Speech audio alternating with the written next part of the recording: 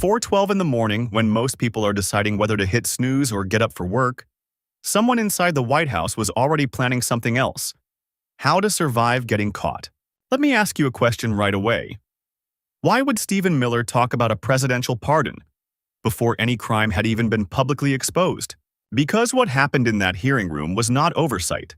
It was not politics. This was a controlled detonation of evidence. When Jaime Raskin stood up, he didn't bring binders. He didn't bring charts. He brought a single audio recording, obtained through a lawful subpoena, time-stamped at exactly 4:12 a.m. on April 3rd. And before anyone could prepare, before any legal shield could be raised, he pressed play. The room didn't erupt immediately. It froze, because the voice was unmistakable. Stephen Miller, off-script, unfiltered, saying the one sentence no one in that chamber expected to hear. He'll pardon us if we get caught. Not if something goes wrong. Not if there's confusion. If we get caught. That is not policy language. That is not legal advice. That is a statement of awareness, of risk, of exposure, of something already in motion. And in that exact moment, this stopped being a hearing and became a record of intent. For the first 23 minutes, everything looked exactly the way it was supposed to look. Routine. Predictable.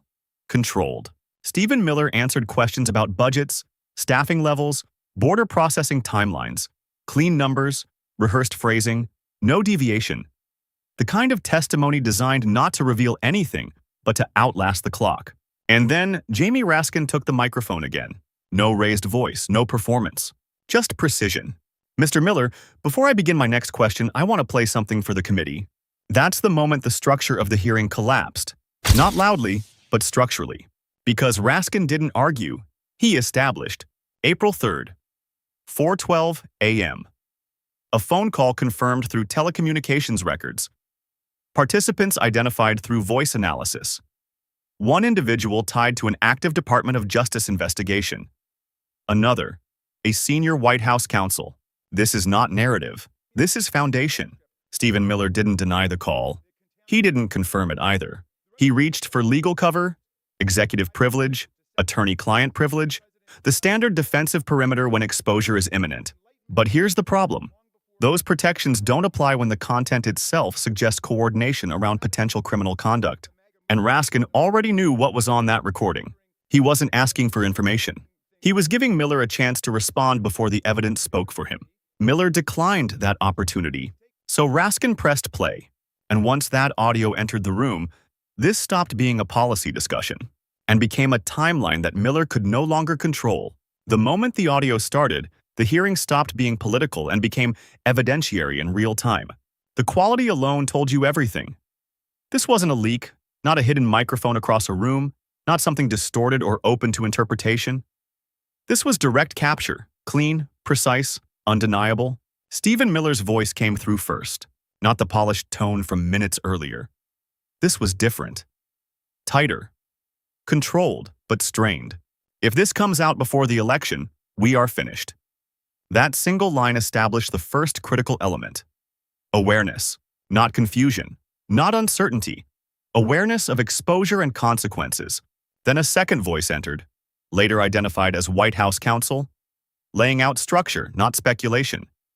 Documentation compartmentalized. Treasury instructed.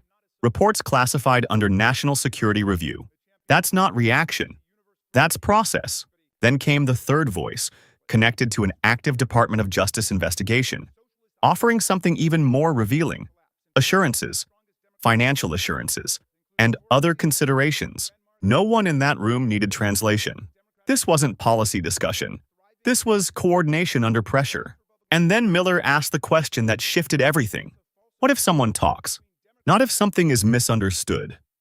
Not if policy is misapplied. What if someone talks? That is not governance language. That is containment logic. And then, after a pause long enough to matter, came the line that reframed the entire hearing. He'll pardon us if we get caught, followed immediately by confirmation. The president knows what we are doing. He authorized it. That is the moment the structure breaks. Because now you have three elements locked together: awareness of potential criminal exposure, active steps to control information, prearranged protection in the form of a presidential pardon. That is not a loose conversation. That is a framework. And when the audio stopped, the room didn't process it slowly. It detonated. Chairs moved. Voices overlapped. The chairman's gavel hit repeatedly, trying to restore order that no longer existed. But at the center of all of it, Stephen Miller didn't move. No denial. No correction. No attempt to reframe context. Just stillness. Because in that moment, the strategy had already failed. And what replaced it wasn't defense. It was calculation. How to respond when the evidence is already on the record, already authenticated, and already aligned with a timeline that cannot be explained away. And then came the part no one could script, no one could spin, and no legal strategy could soften: the silence. Jaime Raskin leaned forward, not raising his voice, not escalating, just narrowing the focus to a single point. When you said, "He'll pardon us if we get caught," who is he? No objection, no interruption, just silence. Stephen Miller sat there, hands flat against the table, jaw tight, eyes fixed, saying nothing. Raskin didn't move on. He tightened the frame. When you said the president knows what we are doing, what exactly were you referring to? Still nothing.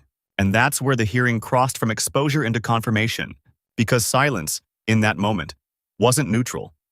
It wasn't procedural.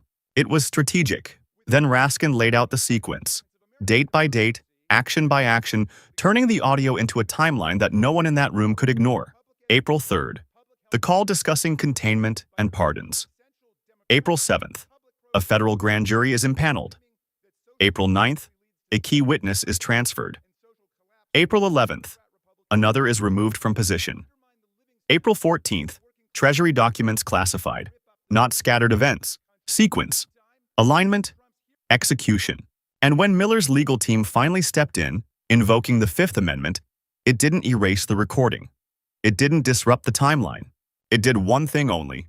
It left the evidence standing alone, uncontested. So here's the question that hearing never answered, but made unavoidable. If a system can anticipate exposure, coordinate response, and prepare protection in advance, is the law still being applied, or just delayed until after the damage is done?